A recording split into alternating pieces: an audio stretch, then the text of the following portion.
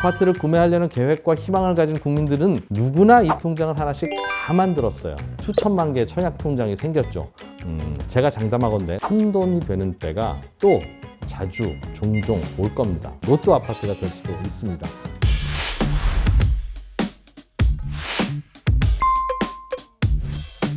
안녕하세요. 방송과 유튜브를 오가면서 어려운 경제 이야기를 쉽게 풀어드리는 경제 저널리스트 이준우입니다.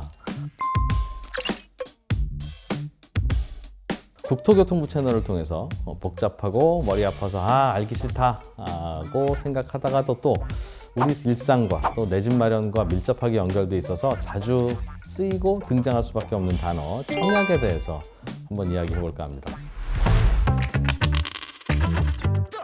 우리나라에서 청약이라고 하는 말은 그냥 주택 청약, 아파트 청약을 의미합니다. 주택을 분양받기 위한 자격을 갖추기 위해서 통장에 가입해야 되는 것, 그리고 바로 그 통장이 바로 주택 청약 저축이라는 통장입니다.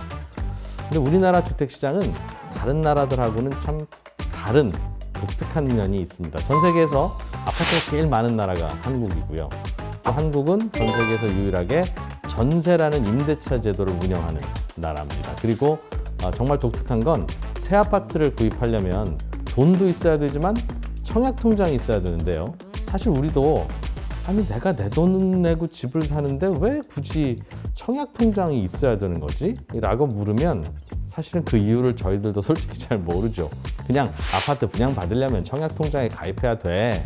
그러니까 원래 그런가 보다 하고 생각할 뿐입니다. 그런데 우리나라가 전 세계에서 아파트가 제일 많은 나라가 된 것도 전세라는 임대차 제도가 우리나라에서만 활발하게 활성화된 것도, 그리고 또 청약통장이라고 하는 독특한 제도가 생긴 것도 사실은 알고 보면 다 같은 이유에서 비롯된 결과물이에요.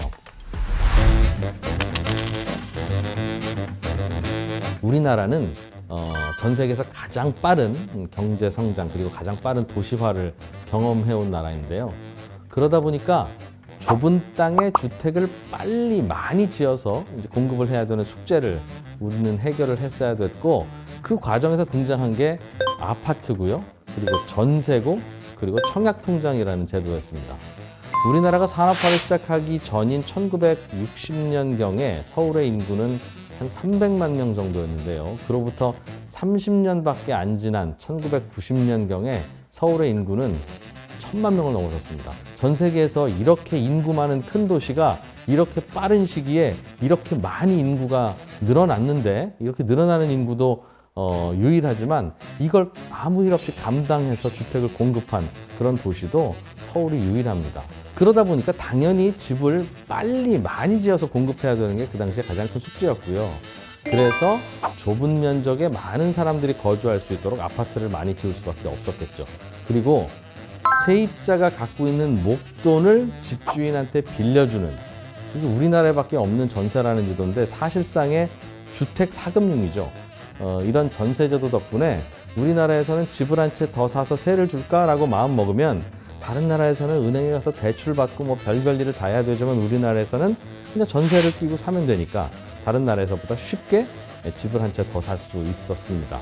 그 덕분에 다주택자들도 꽤 많이 늘었지만 또 그 덕분에 집이 자꾸 빨리빨리 팔려 나갔고, 그 덕분에 또 새로운 집들이 계속 더 빨리 지어질 수 있었습니다. 당시에는 정부도 돈이 별로 없고 건설회사들도 돈이 별로 없고, 그런 상황에서 집을 많이 지으려면 어딘가에서 돈을 조달해 와야 됐을 거 아니겠어요. 이거 어떻게 하나 그러다가 그때 떠올린 아이디어가 바로 청약통장입니다. 지금으로부터는 약 한 47년 전인 1977년에 시작된 이 청약통장 제도는 새 아파트를 분양받으려면 일단 청약통장에 가입을 해서 장기간 돈을 부어야 된다. 오래오래 많이 부은 사람들부터 아파트 분양받을 자격을 준다.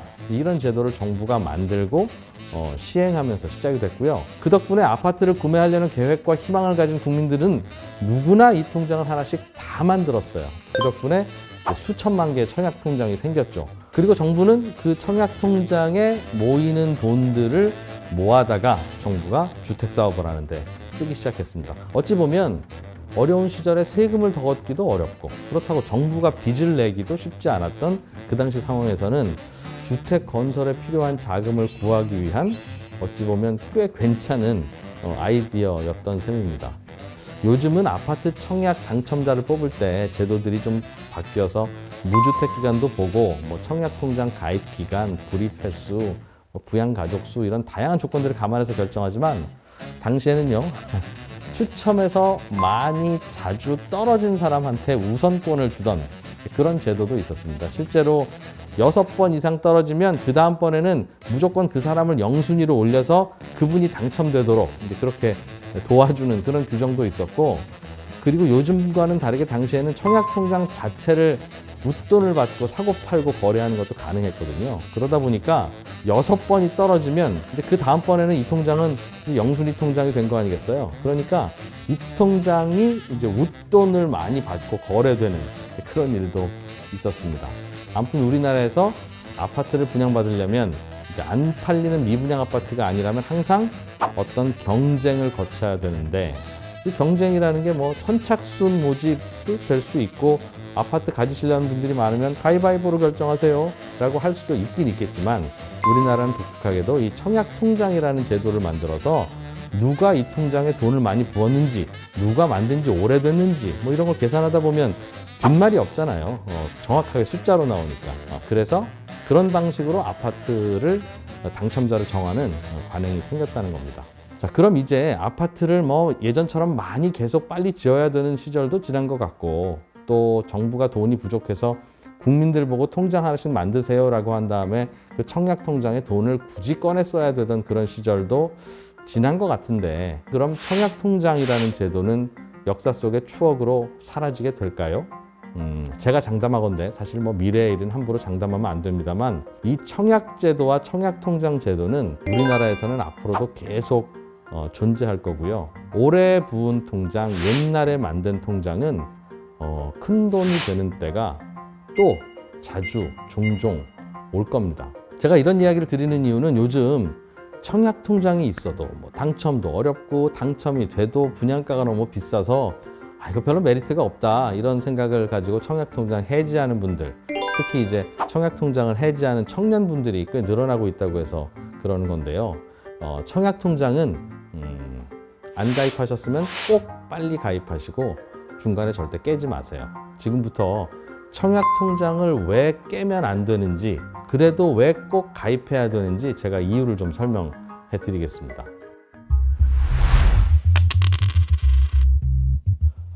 청약통장 있어 봐야 당첨도 안 돼. 경쟁률이 너무 높으니까 나는 확률이 너무 낮아. 나는 어떻게 계산해도 청약 가점이 안 나와.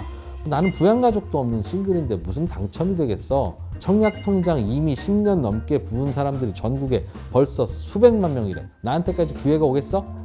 차라리 포기하는 게 현명하지. 이 청약통장을 해지하는 분들 중에는 이런 생각을 하다가 통장 깨자 하는 분들이 참 많습니다. 그 판단, 그 마음 다 이해합니다. 답답하시겠죠. 그런데 청약통장은요, 잘 들고만 계시면 그 순위가 자주 바뀝니다.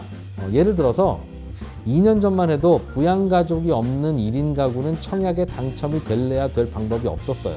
그런 분들은 나이도 젊은 분들이 많잖아요. 그러니까 무주택 기간이 있더라도 길지가 않으니까 그걸로도 점수 따기 어려웠죠. 그런데 요즘에 이제 혼자 사는 청년들도 많고 그분들 어렵다는데, 그런 분들도 우리 사회가 이제 배려를 해야지.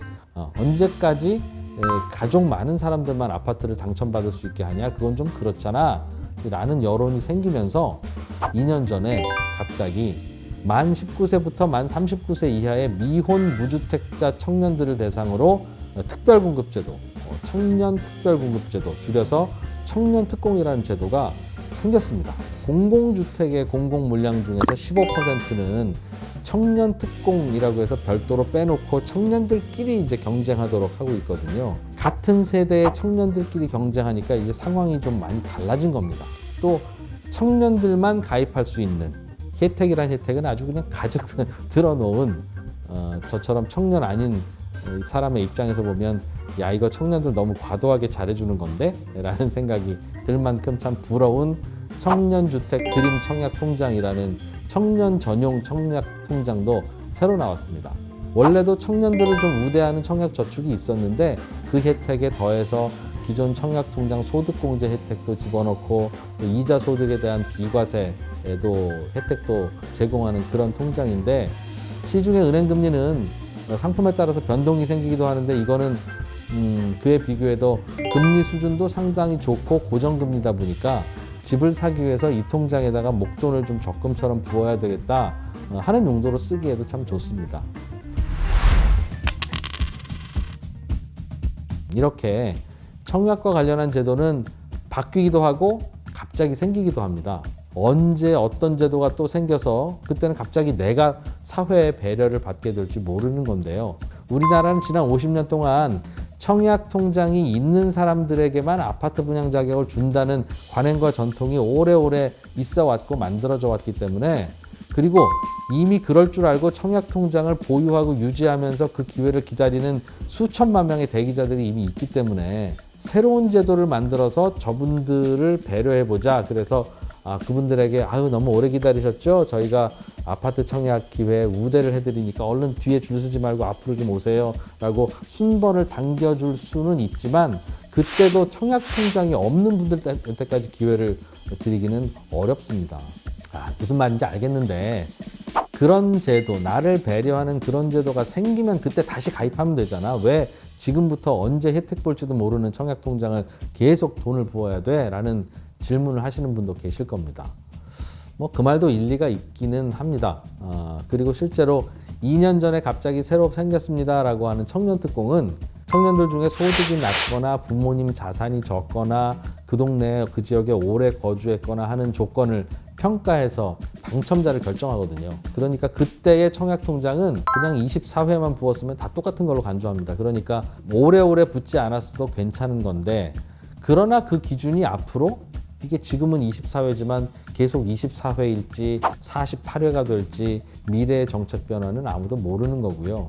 이것도 청약통장 오래오래 부은 분들을 좀 더 우대하는 쪽으로 제도가 바뀔 가능성도 얼마든지 있습니다. 비슷한 청년들이 너무 많으면 어떤 식으로든지 순위를 정해야 되지 않겠어요. 그런데 그때 가장 뒷말도 없고 깔끔한 기준이 청약통장 납입 금액 또는 청약통장 납입 횟수거든요. 지금 필요 없다고 앞으로도 필요 없는 거는 아니다라는 걸 꼭 좀 기억하셔야 되고요. 당첨이 되더라도 분양가 비싸서 그냥 구축 아파트 사는 게 낫다, 이런 분들도 있습니다. 그런데 이것도 또 바뀔 수 있어요. 우리나라는 집값이 이런 사이클을 타면서 오르내리는데요. 집값이 오르면 정부가 단기간에 집값 잡을 방법이 별로 없습니다.